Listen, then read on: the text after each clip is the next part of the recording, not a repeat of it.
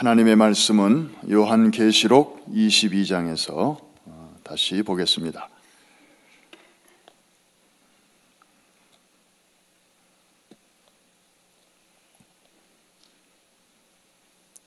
어제 아침에는 1절로 5절까지의 말씀을 봤는데 오늘은 1절부터 우리 끝절까지 우리 한 절씩 교독하겠습니다.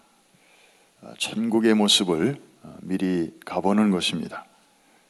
요한계시록 22장 1절 말씀을 제가 먼저 읽겠습니다. 어제처럼 배에다 힘을 주시고 아침에는 이 성대가 아직 열리질 않아서 많이들 잠겨 계실 것입니다. 우리 하나님이 주신 호흡으로 우리 큰 소리로 같이 읽겠습니다. 1절을 제가 읽습니다.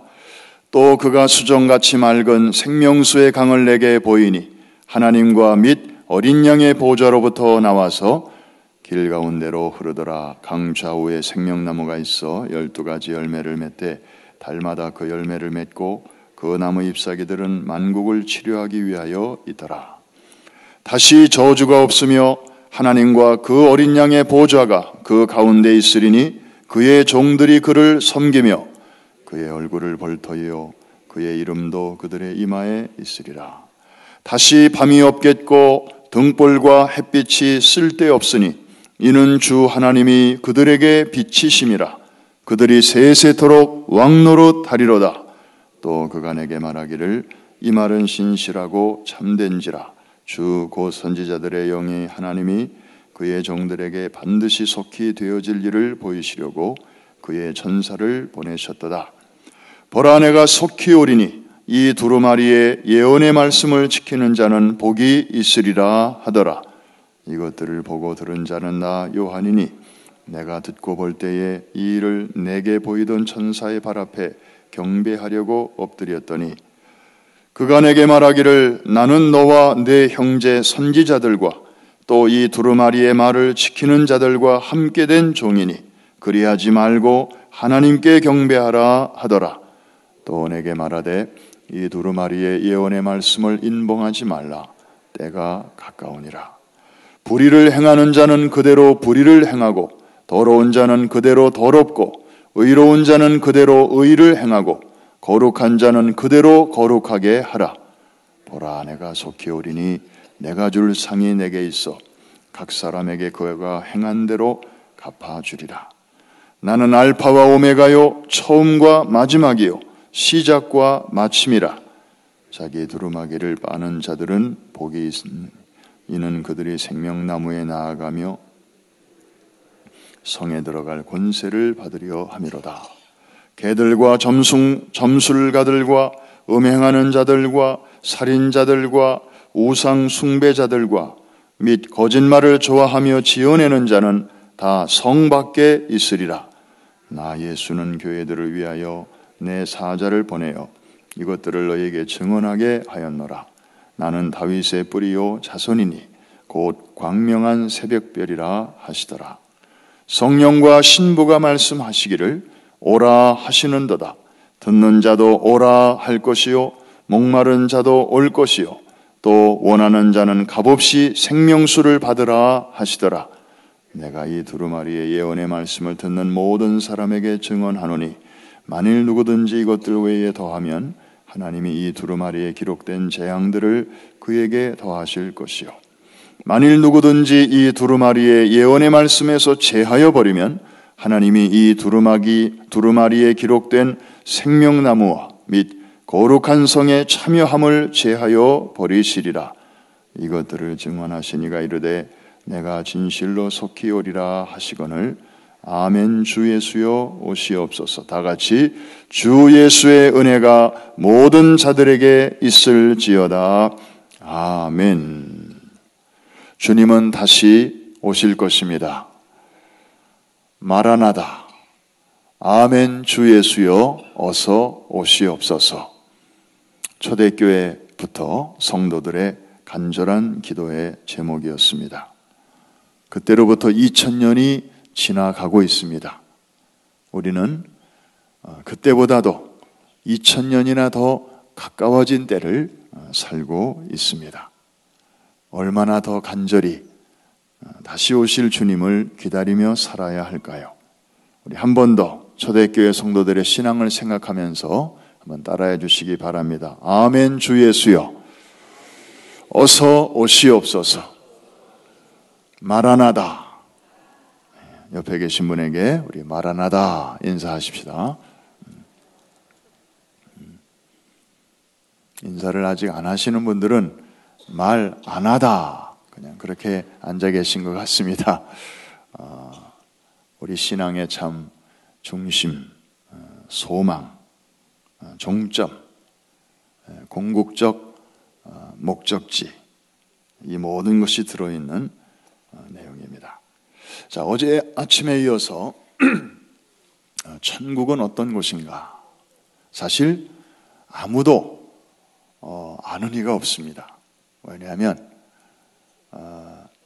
유럽은 어떤 곳인가? 그러면 많은 정보가 있습니다. 책도 있고요. 그 다음에 갔다 오신 분들이 많고, 그래서 책도 보고 또 그분들 이야기를 들어보면 이렇게 연결해 보면 가보지 않았어도 유럽은 그런 곳이겠구나.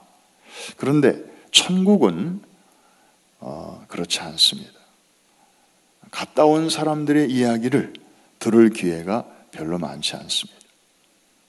물론 이런저런 간증, 책 많이 나와 있고 또 돌아다니는 것도 사실입니다. 그런데 많은 경우 사실이 아닌 그런 허황된 뭔가 보긴 봤는데 그것이 성령의 감동으로 이루어진 것도 있지만 이 영적 세계는 참 복잡하고 미묘해서 그 스펙트럼이 아주 다양합니다. 정말 전적으로 성령의 이끌림을 받아서 하는 경험도 있고, 다른 영, 곧 악한 영의 미혹을 받아서 그게 성령의 역사인 줄 알고 또 끌려다니는 경우도 있고, 이것도 아니고 저것도 아니고 단순히 인간의 내적인 심리적 작용에 의해서 뭘 봤다, 뭘 느꼈다, 이렇게 또 본인이 스스로 생각하는 그런 경우도 있습니다. 이 사람이 이 몸과 혼과 영, 이렇게 세 겹으로 되어 있기 때문에 이제 영적인 차원도 있고 그리고 혼적인 차원도 또 있습니다. 그래서 정말 이 영을 잘 분별해야 하는 것인데, 옛날에 펄시 콜레라는 사람이 내가 본 천국이라는 책을 한국에 이렇게 소개해서 아주 센세이션을 일으켰던 적이 있습니다. 아마 여러분들 중에 많이 기억하실 거예요. 펄시 콜레. 그래서 한국에도 오고 대형 교회도 다니면서 간증을 하고, 그래서 한때 그런 신드롬이 생겼습니다. 그 책을 안 읽어본 사람이 없을 정도로. 그런데 나중에 밝혀진 사실입니다마는 사기로 드러났습니다. 실제로 가본 적도 없었고, 그런데 돈을 벌기 위해서 그렇게 하면 좀 책이 팔리겠구나 해가지고, 그래서 국제적인 사기꾼으로 그렇게 판정해 놨었습니다. 사실 사도 요한처럼 순수하게 성령의 이끌림을 받아서 몸은 반모섬에 있는데 그의 영은 성령의 이끌림을 받아 세 번째 하늘, 곧 하나님의 보좌 앞으로 이끌림을 받아서 장차 될 일, 반드시 속히 될 일, 이후에 마땅히 될 일을 미리 거기서 듣고 보고, 그리고 그것을 책으로 기록해서 우리에게 이렇게 요한계시록을, 사도 요한계시록을 우리에게 이렇게 전해준 그런 경우도 있습니다만, 그리고 사도 바울처럼 정말 세 번째 하늘, 하나님의 보좌에 이끌림을 받아서 갔다 온 그런 경우도 분명히 있습니다. 그러나 그것은 아주 특별한 경우고 우리 같은 일반 사람들은 이 천국에 대한 경험적 지식을 갖기가 참 쉽지 않습니다. 사실 천국은, 이 성경은 인간이 어떻게 하면 천국에 갈 수 있는가를 안내해 주는 천국 안내서라고 말할 수 있습니다. 이 자연을 통해서는 하나님이 계신 것과 그리고 그분의 성품에 대해서 어느 정도 우리가 알 수 있지만, 인간이 어떻게 천국에 갈 수 있는가, 다시 말해서 인간이 어떻게 구원받을 수 있는가 하는 것은 이 자연은 우리에게 말해주지 못합니다. 예수 그리스도를 통한 구원, 길 되시고 진리 되시고 생명 되신 오직 그분을 통해서만 죄인이 하나님 앞에 나아갈 수 있음을 알려주는 책이 바로 이 성경인데, 의외로 그 천국 자체에 대해서는 그렇게 많은 부분을 할애하고 있지 않습니다. 왜 그럴까? 오늘 아침에 이 부분에 대해서 우리가 좀 생각해 보기로 했습니다. 많은 해석이 가능합니다. 왜 하나님은 천국 자체에 대한 그런 묘사를 좀 더 많이 좀 해주시지 않고 그냥 계시록 마지막 2장, 그 다음에 이사야서에 보면 어린이가 독사굴에 이렇게 손을 넣어도 물리지 않고, 또 사자와 어린 양이 함께 뛰노는 그런 천국의 모습을 그냥 뽀끼또 조금씩 이렇게만 비추어주시고, 그냥 왕창 좀 천국의 구석구석 그런 걸 좀 우리에게 더 많이 한 성경의 절반쯤 그렇게 해주시면은 좋지 않았을까. 그런데 사실 성경을 자세히 보면 천국에서 시작해서 천국으로 끝나는 책이 이 성경입니다. 감이 오시나요? 성경을 딱 펴자마자 우리에게 보여주는 광경은 최초의 천국이에요. 에덴 동산. 천국은 어제 말씀드렸죠. 천국의 그 근본 의미, 천국의 본질은 무엇입니까? 눈물이 없고 고통이 없고 죽음이 없고 그런 아주 이상적인 그런 상태. 예, 물론 맞습니다. 그러나 그것은 하나의 현상이지 천국의 본질은 아닙니다. 본질은 뭐냐 하면 하나님의 온전한 통치. 방해꾼도 없고 불순종도 없고 불순물이 없고 하나님의 뜻이 온전히 펼쳐지고 하나님의 통치 아래 모든 것이 질서 있게 움직이는 바로 그런 상태.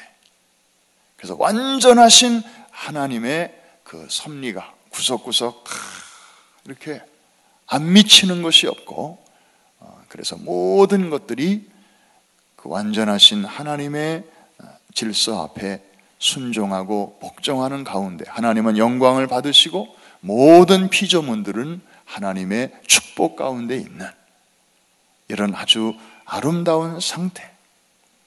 이것이 우리의 마음에 이루어지면 심령의 천국이라고 하고, 여러분의 가정의 모든 식구들이 다 이런 상태가 되면 가정천국이라고 하고, 그리고 이제 너나 나나 할 것 없이 사람과 자연과 모든 보이는 세계와 보이지 않는 세계가 다 이런 상태가 된 것을 가리켜서 이제 마지막 때 이루어질 아름다운 최후의 그 천국의 완성된 모습이라고 말하는 것입니다. 할렐루야. 그럼 왜 하나님께서 미래적인 천국의 모습은 요만큼만 보여주시는 걸까요? 그 이유 중에 하나는 우리가 지금 살고 있는 시간은 현재입니다. 우리는 다 현재를 살고 있어요. 과거에서 나와서 현재를 지나면서 미래를 향하여 가고 있는 존재입니다.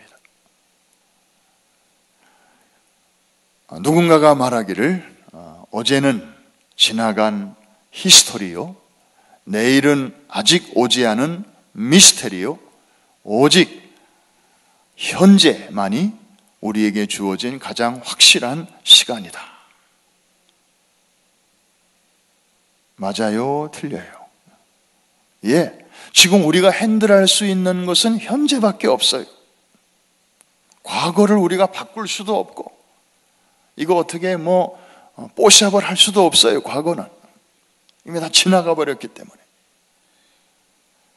그리고 미래는 아직 오지 않았기 때문에 그냥 우리가 생각하고 꿈꾸고 상상하고 그럴 수는 있지만 우리의 현재 이 손이 미래에 미칠 수도 없어요.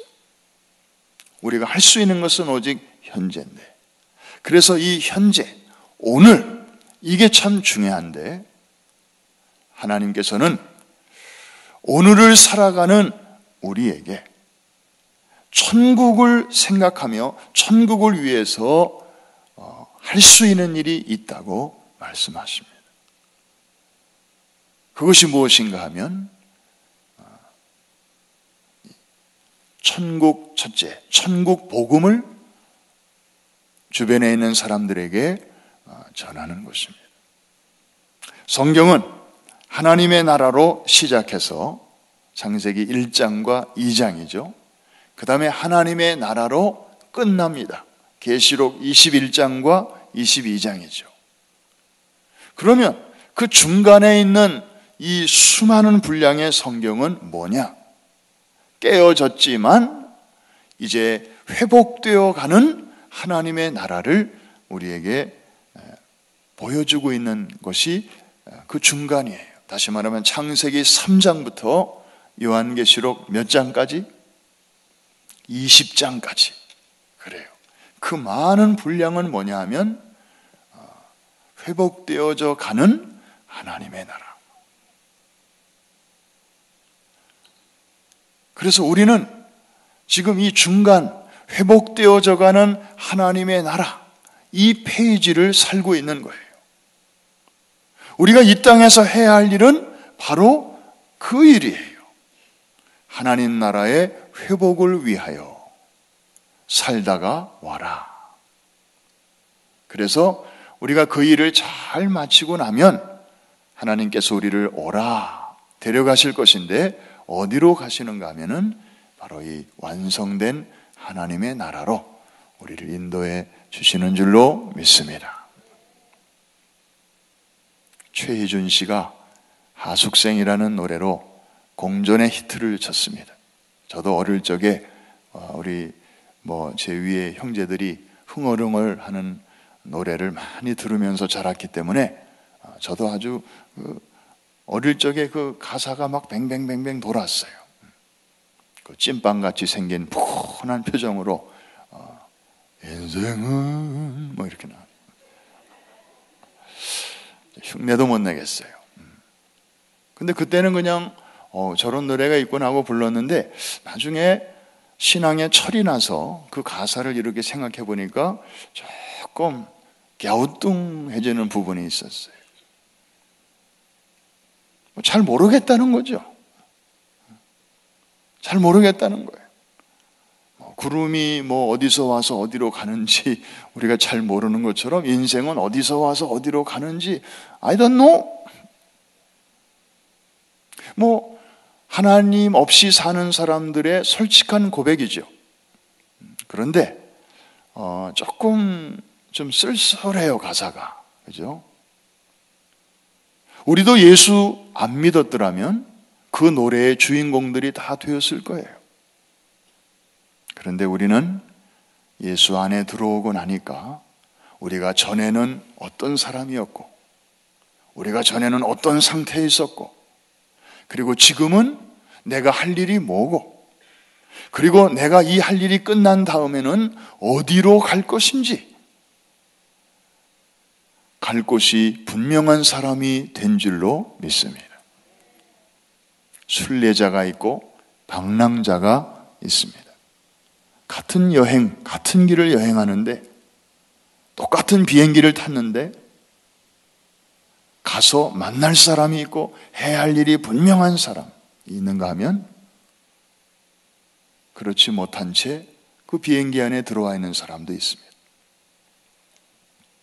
분명치 않은 사람, 정처 없이 여기저기 다니는 사람을 방랑자라고 하고 구체적인 목적지를 가지고 거기를 향하여 오늘도 뚜벅뚜벅 걸어가는 사람을 가리켜서 순례자라고 말을 합니다. 우리는 더 이상 방랑자가 아닙니다. 우리 모두는 저 천성 향하여 그러면서도 오늘 우리에게 주어진 존귀한 그 사명을 잘 감당하면서 나아가는 거룩한 순례자들인 줄로 믿습니다. 노예 시대에 어느 주인이 죽었습니다. 위문하러 온 이웃 백인이 그 노예에게 묻습니다. 너의 주인은 천국에 갔다고 생각하니? 이 노예는 고개를 이렇게 흔듭니다. 저는 그렇게 생각하지 않습니다. 왜? 저희 주인은 살아계실 때 어디를 가든지 항상 준비를 잘 하셨습니다. 외출을 할 때에도 준비를 하셨고, 등산 갈 때에도 준비를 했고, 시장 갈 때에도 다 준비를 하고 나가셨습니다. 그런데 제가 이 집에 들어와서 주인의 삶을 볼 때 천국 갈 준비는 전혀 안 하신 것 같았습니다.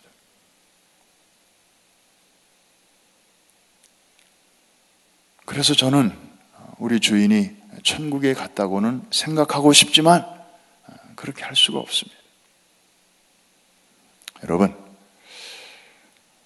천국은 누구나 갈 수 있는 곳이긴 하지만 아무나 갈 수 있는 곳은 아닙니다. 준비한 자들이 들어갑니다. 준비. 그래서 우리가 이 땅에서 사는 이 삶은 어떻게 보면 천국을 준비하는 삶이어야 합니다. 마치 우리가 엄마 뱃속에 있을 때 그 다음 세상을 준비하며 살았듯이, 여러분, 이 뱃속에 있는 태아가 몇 주 지나면요, 신기하게 손가락, 발가락, 물론 얼굴이 제일 먼저 이렇게 이제 뇌가 생기고, 그 다음에 눈, 코, 입, 귀 이런 것들이 생기고요, 그 다음에 손가락, 발가락이 생겨요. 그런데 이런 손가락, 발가락은 엄마 뱃속에 있을 때는 하나도 쓸모가 없습니다. 이건 언제 쓰려고 지금 만들어지는 거예요? 태어난 다음에, 출생한 다음에 필요하기 때문에 이 안에서 만들어지는 거예요. 하나님이 그렇게 해놓으셨어요. Next time, 다음 세상을 준비하는 삶을 이미 뱃속의 태아는 그렇게 살고 있는 거예요. 이 안에서 준비를 잘 해야 응애하고 태어났을 때 건강한 몸으로 태어나서 건강하게 살아갈 수 있어요. 만일에 이 준비가 조금이라도 덜 됐다면, 요거 하나라도 없이 태어난다면 이거는 부모를 비롯한 많은 주변 사람들의 근심이고 그리고 안타까움이죠. 마찬가지로 이제 태어난 다음에 이 땅에서 우리의 삶도 이제 그 다음 세상을 위한 준비여야 하는데, 그것이 바로 천국을 준비하는 삶입니다. 준비하는 그 삶은 첫째로 천국 가는 그 길을 바로 알고 딴 길 가지 말고 그 길로 가야 되는데, 그것은 바로 예수 그리스도를 나의 구주로 만나는 일이고 그분을 내 삶의 주인으로 모시어 드리는 일입니다. 할렐루야. 두 번째로는 이 천국 복음을 우리 주변에 있는 많은 사람들에게 전하는 것입니다. 왜? 천국 복음이 땅끝까지 전파되어야 그제야 끝이 오리라. 주님이 다시 오신다고 말씀하셨습니다. 그러므로 오늘 여러분들이 누군가에게 이 하나님 나라의 복음을 단 1분이라도 소개를 했다면, 그리고 여러분의 삶을 통해서 천국의 그 향기를 여러분들이 뿜었다면, 주님 다시 오시는 그 발걸음을 여러분들은 그만큼 앞당기는 그런 일을 한 셈이 되는 것입니다. 여러분들 아까 외치셨죠? 아멘 주 예수여 어서 오시옵소서. 근데 우리가 그렇게 외쳤으면 거기에 합당한 삶이 뒤따라야 되는데, 그것이 바로 복음을 전하는 것입니다.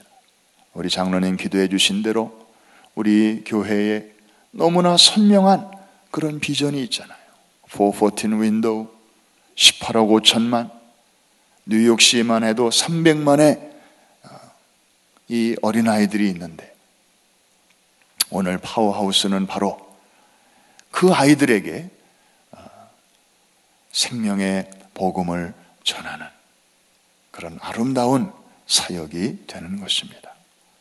여러분들이 파워하우스를 위해서 또 기도하고 봉사하고 발런티어로 나와서 수고하는 우리 많은 청소년들도 있고 또 어른들도 있어요.